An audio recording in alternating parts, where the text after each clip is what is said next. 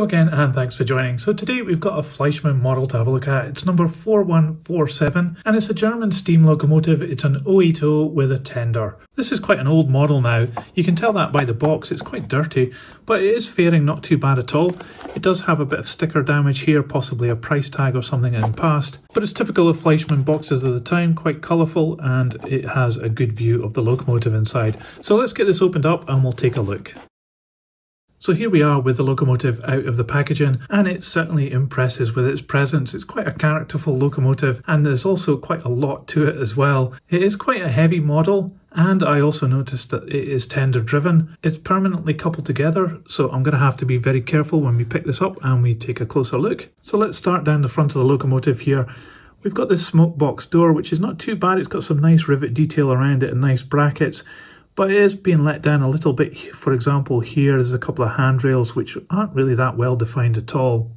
However, you will notice that it does have a light here, and I think this locomotive does have illumination. We'll give it a try in the test track in a little moment. Further down there's another two lights just near the buffer beam, and here we have these little things which I think are for the driver just to see the front of the train. These are made of metal, which is great, so they won't break that easily. And then down here we have the buffer beam in this really nice rich red colour with these fantastic buffers added in. Those are turned metal pieces. They really look very good. And it also looks as though the chassis down here in red is a one-piece casting as well. The coupling is a typical Fleischmann one, and it does have some articulation, but it isn't in an M pocket, so you can't really change that very easily. As we look down the side of the locomotive, you can see the number here, 4537, and underneath it says Hanover, which obviously gives it away as this being a German locomotive. The boiler has got a lot of detail moulded into it, but it's not deep relief, but it's certainly got a lot of pipe work and bits and pieces added in here. This is an extra part added up here. The chimney is also really good, and it has this extra pipe on the back of it. These up here I think are sanding boxes, and you can see that it has details moulded onto them as well. All the way along the boiler is this metal handrail which goes through these little plastic studs. Even has a little bend on it there, so that's quite good that they've managed to get that in there. There's some really nice rivet detail here, and you have these additional parts here, these ladders which have been added in. And also, while we've got it here, you can see underneath the boiler as well. I guess because the motor's in the tender, it allows for us to see into the underside of the model, which is quite nice. Further down here, we've got a really fine, nicely detailed whistle, which is an extra metal part that's been added in here. And then we have these parts which are part of the main moulding, but they're very delicate and really quite nicely moulded. Down here at the cab, we've got a lot of rivet detail. The windows aren't flush fit, but they are very clear and you can see inside no problem at all. There's also windows here at the front with this little cowl over the top of it, and also these smaller ones up here which are also glazed as well, and there's a lot of rivet detail on the front of the cab there. The rivet detail is also on the side, and you can see here this transfer with these logos on it. It's very clear and nicely applied. The roof also has some really nice rivet detail, and it even has these little hatches on the side moulded in here and these rails at the top. This model does suffer a little bit from a moulding line, the length of the boiler, which is a bit of a shame. You often see that on older models. It's present here as well. Just looking around this side of the locomotive, it differs to the other side in that it has this additional tank, an extra piece that's been added in, and also this. I think this is maybe a condenser. I'm not quite sure. If you know better, then put it in the comments and let me know. And you can see here a little wheel just beside here, which has been picked out in silver, along with this bar here, which is just part of the main moulding, but it has been painted silver. This side also has some additional plastic piping moulded into here and a tank here as well. And then as we start to look down underneath the footplate, we've got these wheels here which are actually quite coarse by today's standards, and we have the valve gear here with a nice red insert but very shiny. There is quite a bit of movement here, but I think it would be okay. And obviously with the motor being in the tender, these can revolve around freely. So here you can see the action. There's quite a lot going on here, but it's all very smooth and really quite nice to look at. And here we have the pistons moulded in green, a very fine red line, really nicely detailed, even down to these little pipes at the bottom here. So looking inside the cab, there is some nice checker on the floor here, and we get some details at the back of the boiler. They're just moulded in here. There's no extra parts, but there is a lot of detail added in to that moulding. This would probably benefit from being picked out with some paint if you can, but it would be quite tricky to do that because the tender is permanently attached, as you can see. And talking of the tender, it's finished in the same colour of green with a red underframe. It's got some nice detail and these red transfers for the lining, which are very nice and fine. And it also has these numbers printed here, which are a real nice addition, but very difficult to read with the naked eye.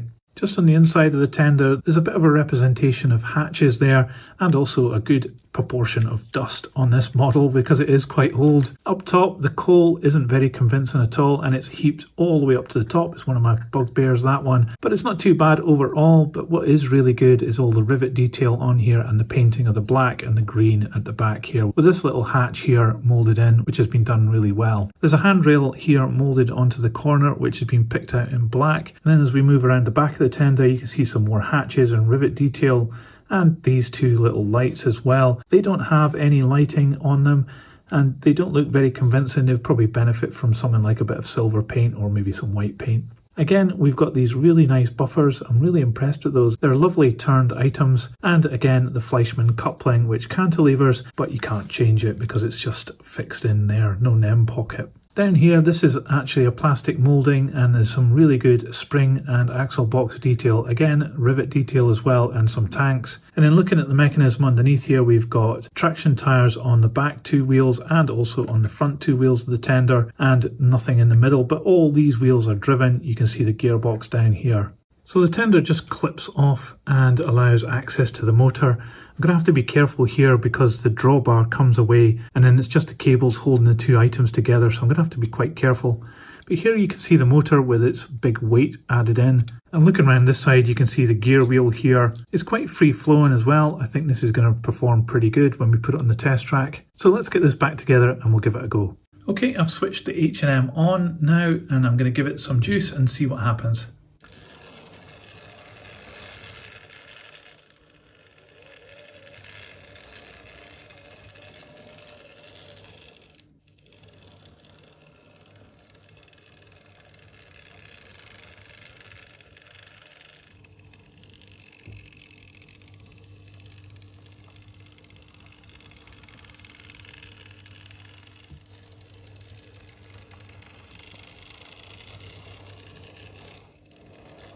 So this locomotive did need a little bit of a push every now and again just to get it going, but once it did, it was super smooth and it can run really slow as well. The valve gear looks fantastic going round. Let's see how much this weighs.